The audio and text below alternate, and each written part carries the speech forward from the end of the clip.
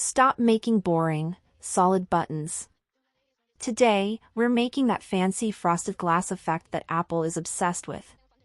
It's called Glassmorphism, and yes, it makes you look like a pro designer even if you have no idea what you're doing. Let's go. Step 1. Grab a rectangle. Slap it over your background. Right now, it just looks like a sticker you forgot to peel off.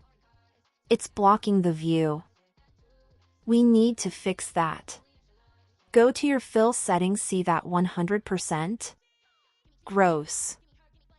Drop it down to 50. We need to see through it. If you can't see through it, it's not glass, it's a brick. Now for the magic sauce. Go to Effects. Drop Shadow? No, that was last week's video. Pick Background Blur. Now crank that number up to 40 or 50. Boom. Frosted. Look at that aesthetic. It's looking good, but it's kind of invisible. Let's give it some edges. Add a stroke. White color.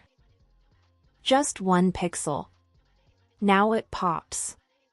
Finally, add that drop shadow we learned last time so it floats above the background. And you're done.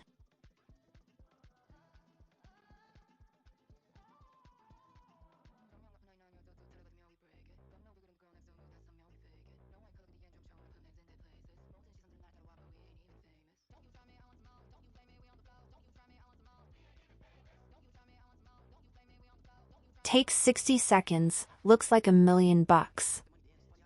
Don't forget to subscribe to Pith Pixel, or your designs will stay ugly forever. Just kidding. Love you. Bye.